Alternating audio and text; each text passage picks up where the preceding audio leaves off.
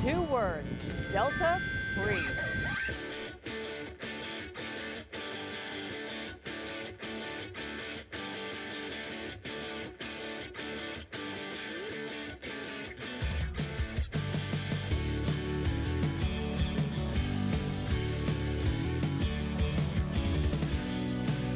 What's going on, everyone? Delta Breeze here, bringing you guys my team breakdown for week 3 of the KPL. We're sitting nice and pretty at 1-1 with our last week being a nice dub for us, the 6-0 differential. So we're sitting currently at 5th place in the league. So top 6, we're on track for playoffs. So I'm super excited for that. So jumping into week 3, the San Antonio Sprites are going to take on Shiro, coach of the Raging Incineroars. You already know the deal. You see his team on the screen. I'm gonna go over what I expect him to bring, what are some threats, and I'm gonna go over my team of 6, what I'm prepped and what I'm gonna bring with me. So first off, we have 2 starters to kind of start off his bench over here. We have Incineroar and Swampert, both huge threats. Incineroar, I know more for VGC kind of usage, parting shot, fake out, all that good stuff. He could still bring that stuff, but in singles, it's not very viable. I'm looking more of a maybe Assault Vest kind of Incineroar, maybe Shookaberry, something to kind of take ground type moves better or anything like that. It's a very powerful type combination with Fire and Dark, so we can see Flare Blitz. You can go on the special side and do Fire Blast or Flamethrower. Darkest Lariat. I know he gets U-turn for pivot. He has Earthquake coverage for Alolan Muck, so I need to look out for that.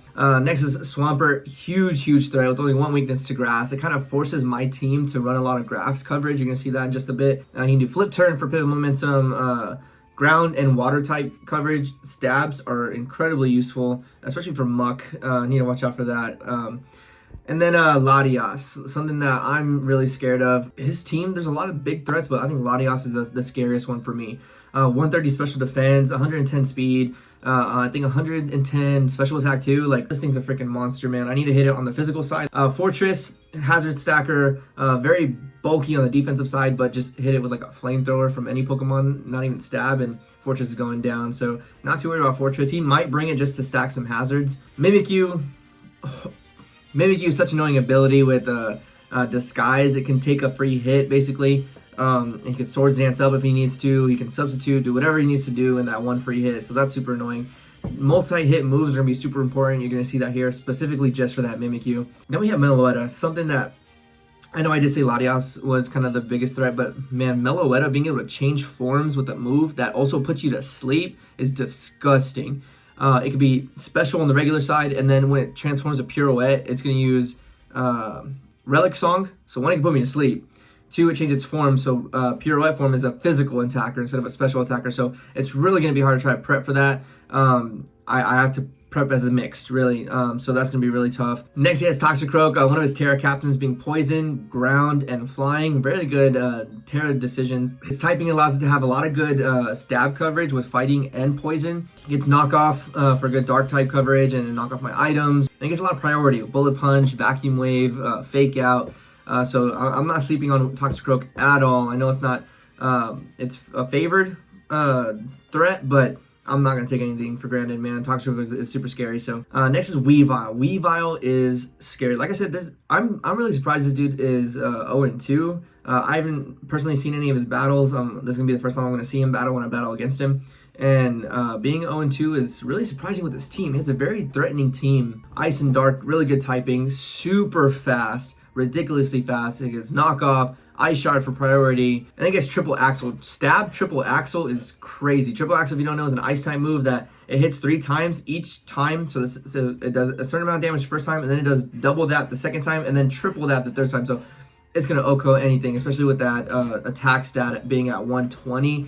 Triple Axle is scary if you're not prepped for that. Next, he has Electros, another Terra captain with Electric, Steel, and Stellar. Stellar's going to be interesting. We haven't really faced a Stellar Terra captain yet, so we'll see if he brings it or not.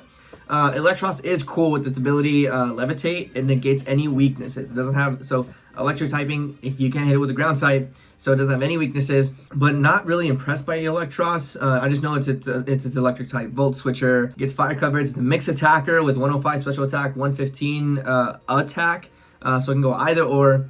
It gets grass coverage, Dragon Pulse, Giga Drain. Like, there's so many things that it gets. So not too threatened by it, but also I can't leave it off my radar, you know what I'm saying? So he has an Amorous Therian form, so unfortunately for me, I kind of have to face an Amorous 2 weeks in a row, Incarnate form and now Therian form. So he has an Amorous Therian form, not as intimidating as its Incarnate form. He's very slow, but bulky. He replaces his speed, grabs some bulk. So he doesn't have Contrary as his ability, which is super nice. He has Overcoat to prevent like any spores or anything like that, but I don't really need that. So his ability is not going to matter. I'm just glad it doesn't have Contrary. And then last, he has Hitmontop, Intimidate User, Fake Out, Stab Fighting, so close combats, low kicks, anything like that. This thing also gets Triple Axle, so I got a Triple Axle scary. I hate Triple Axle. Love when I have it, hate when I have to go against it. So that's his team. I'm gonna go my team, the 6 I'm bringing, and then we're gonna go from there. So first off, my captain, I'm almost always gonna come every single week. Even it came with the Gastrodon on a team, so that's how important Urshifu really is. Being very fast, very hard hitting, and then a decent amount of bulk. So he's not that hard. He's not easy to take down. But just to be safe, he is wearing a Focus Sash to take a one hit and keep living. Rocking Surging Strikes, Drain Punch. Same thing. Surging Strikes is going to be that multi-hit move I was talking about for Mimikyu. It'll hit the first hit, will get rid of its disguise, and then it'll hit 2 more times to kind of deal some extra damage. Drain Punch for recovery, Trailblaze for the Swampert, and then U-Turn for pivot momentum. Again, you're going to see a lot of my Pokemon have Trailblaze, specifically for that Swampert. I hate Swampert. Love it, hate it, you know what I'm talking about. Next, we have Tantor, my shiny Mamoswine, holding the loaded dice, again, for that multi-hit move for that Mimikyu. I cannot sleep on that Mimikyu. But we're rocking Icicle Spear, the multiple hit move, Ice Shard for priority, Earthquake for the Incineroar, for the Toxicroak if he doesn't Terra, and then Trailblaze again for that Swampert. Swampert's a real easy switch into Mamoswine, but if I have Trailblaze, he's gonna have to think twice for that, right? So my next Pokemon actually did a trade. So I actually dropped Torterra, Darkspun, and Probopass. Dropped all those for 15 points. I ended up picking up Rotom Wash. I thought that was very useful. Maybe getting another Volt Switcher, more bulk, a Levitate Pokemon for ground immunity. I thought Rotom was a really good pickup, and although I love those other 3 Pokemon, not really Probopass, but I love Darkspun, I love Torterra. Torterra is my favorite starter, but I didn't see it being viable. Even Shell Smash, I'd have to put all my investment in speed to kind of outspeed things, and I didn't think it was worth it. I think it was very predictable. Love Torterra, but I didn't see it giving me any wins, so we ended up dropping them, and I picked up Rotom Wash. So this is Rotom Wash's debut, Whirlpool here. It's first match in the KPL, and he's wearing this Choice Specs. Choice Specs is going to boost its special attack, but it's only going to limit 1 move.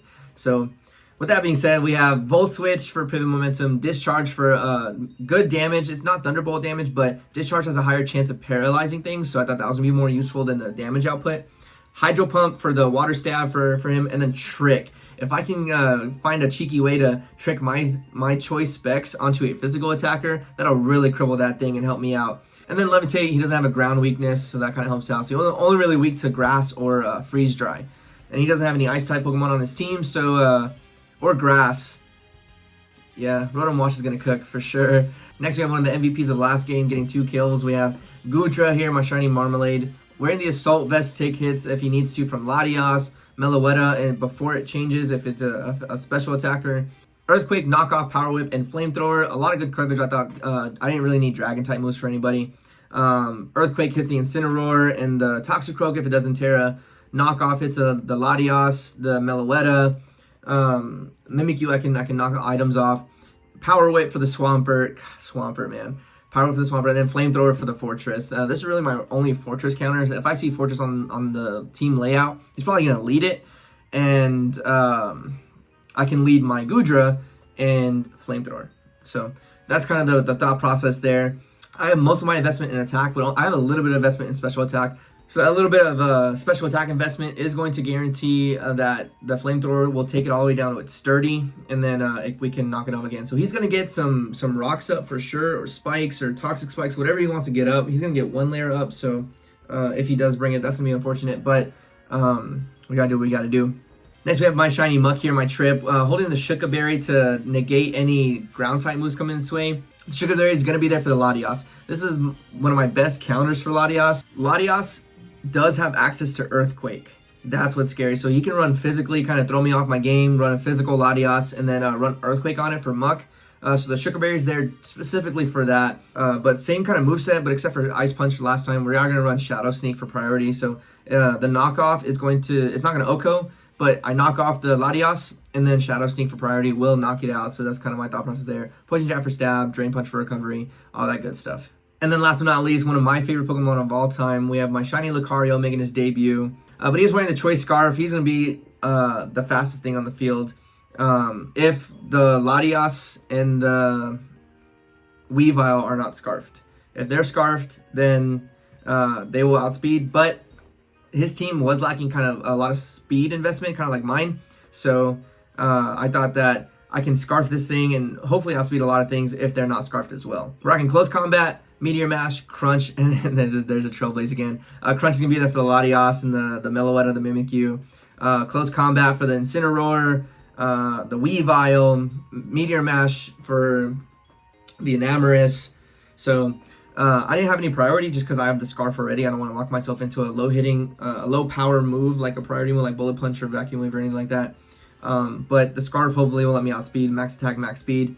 We're going to see if we can cook with some stuff. But that's going to be my team. Super excited, you guys. I'm going to go ahead and fight Shiro in just a few minutes. But y'all are going to see the match tomorrow. I'm going to post the match tomorrow for you guys. So go ahead and check that out. Turn on those post notifications. And I'll see y'all guys in the next one. Thanks for stopping by.